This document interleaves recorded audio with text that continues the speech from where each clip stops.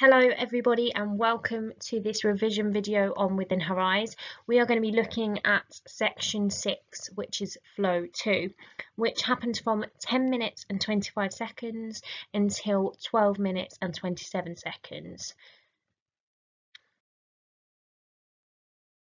So what I suggest that you have in front of you is your Within Her Eyes work booklet, so that you can continue adding notes and extra information to.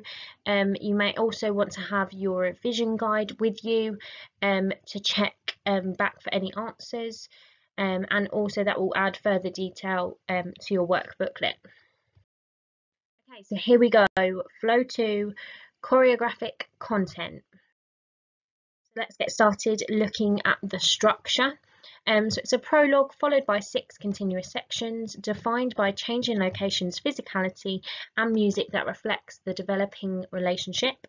So the overall effect of this is a seamless journey from 1 to 7, and this is a narrative in structure, meaning that it is a story. Of course, the 4 sections that we are studying are highlighted for you in this video, but this specific video is looking at flow 2. So in terms of movement content, dancers perform an accelerated and dynamic duet. The female dancer's weight is given more freely. So in terms of breaking this down into actions, space, dynamics and relationships, let's start with actions. So we have a reaching of the hand and the arm that scoops through the air. Action words such as throwing, reaching, there's a whip, there's ripples, there's falling and scooping.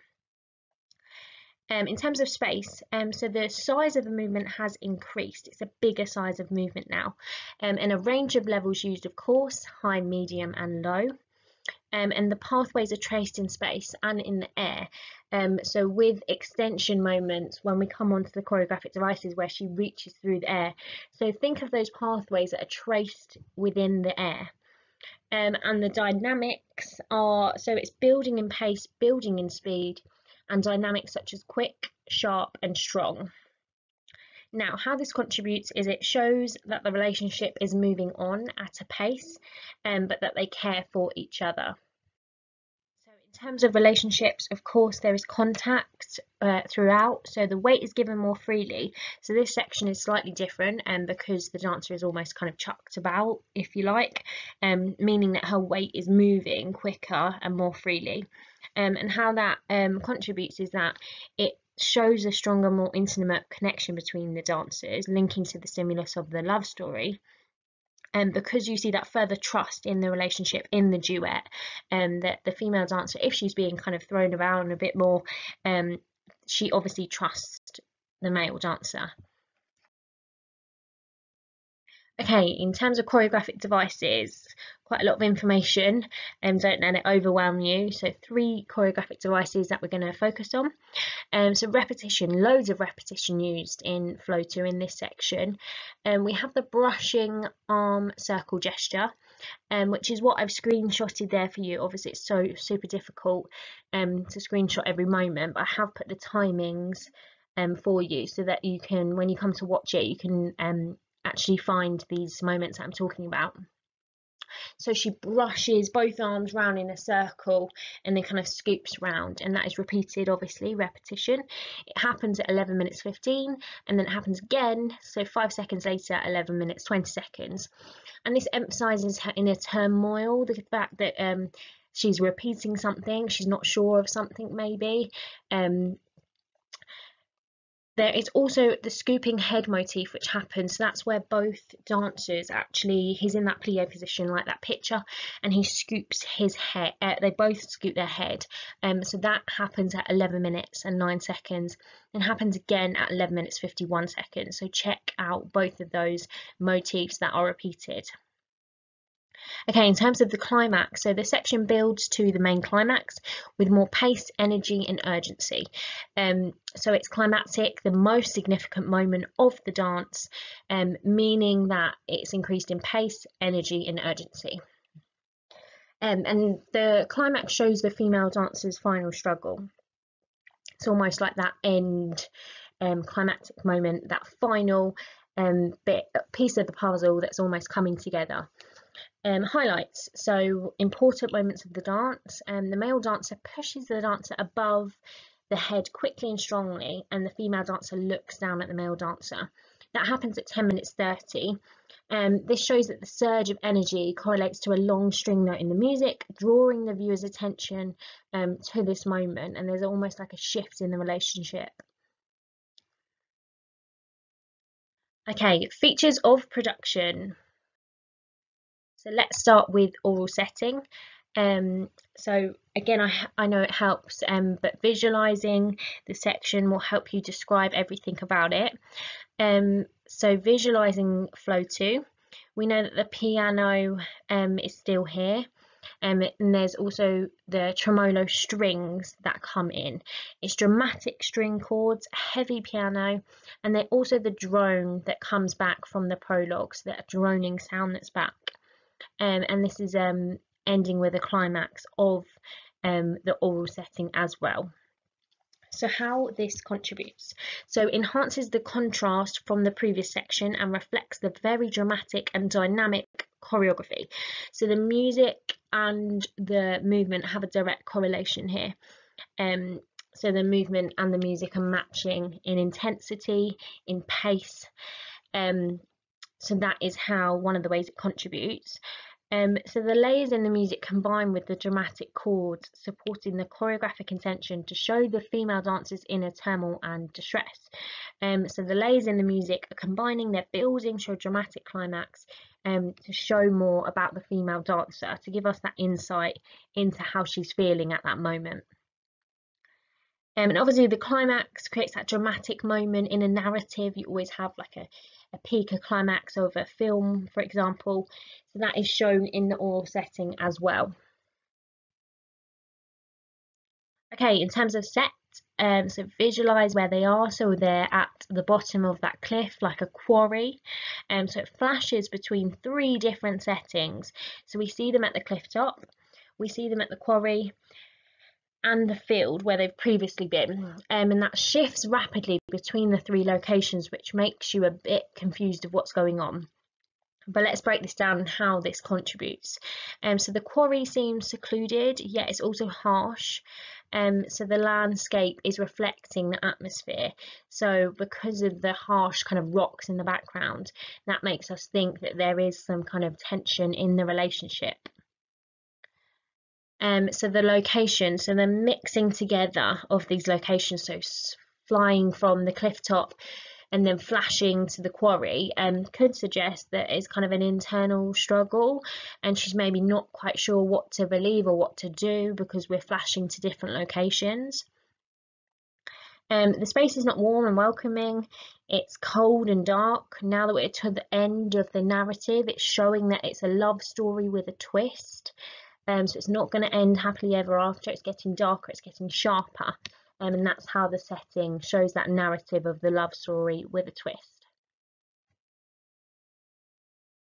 Okay, so how are the dancers used in Flow 2?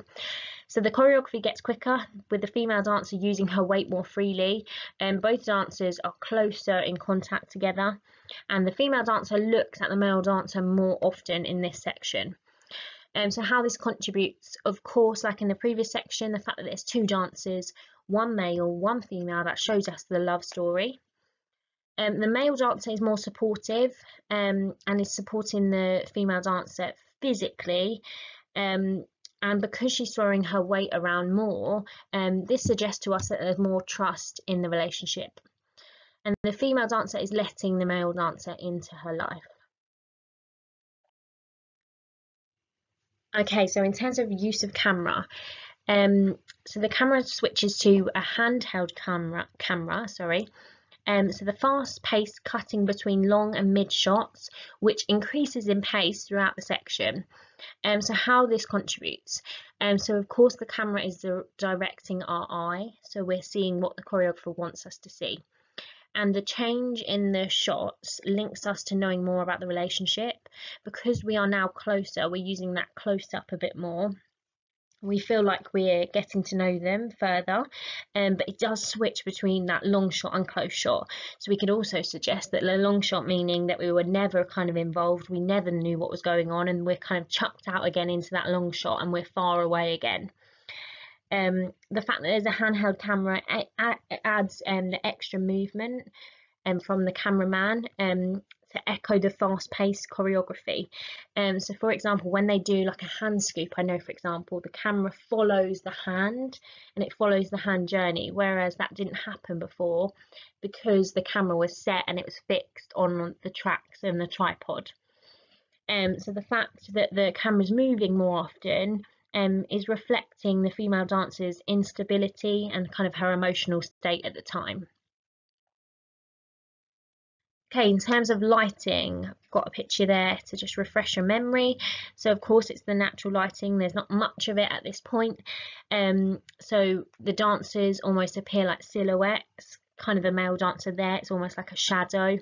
This creates a tense and dramatic atmosphere, but it also draws us in more because we're really trying to work out what's going on, we really want to see it more. So this is the darkest point of the piece. Okay, in terms of costume, so the female dancer is wearing lightly coloured blouse or top and it's long sleeve. There are buttons all the way up to the top. She has a collar and she's wearing a cream thigh length skirt with no shoes, and she has her hair in a low ponytail. The male dancer is wearing dark earthy colours, long sleeve woolen jumper, long jean trousers, and he's wearing shoes. So towards the end of the dance, her top button comes undone, maybe suggesting that she's lost some conservatism and maybe she's a bit freer, that she trusts him more. The costume complements the setting, so especially in Flow 2, where we see it's dark by the quarry, the male dancer almost blends in like he's not there, and that's where the setting is so dark and his costume is so dark. But the dark colours of course link him with the ground, showing stability, showing support, whereas the lighter colours more in the earlier stages of the work link her more to the sky. But when we get to Flow 2, it's so dark that yeah, like I said, their costumes are kind of drowned out a bit. You could suggest that the fabrics are showing the character. So the jeans are a sturdier material than the chiffon, so suggesting that he's stronger, more resilient than the female dancer. Modern day clothing to fit them in with their natural modern surroundings, and gender specific, so female dancer in a skirt and male dancer in trousers. Okay, that is the end of this revision video. Well done. So that was section 6 of Flow 2. I encourage you now to go and watch the section just so you can actually see all of that information for yourself. Also, I would strongly recommend that you keep adding, okay? So there's going to be lots of stuff that you pick out, so have your own examples and keep adding to your notes. Thank you, everybody. Like I said, if you've got any questions, feel free to email me. Thank you.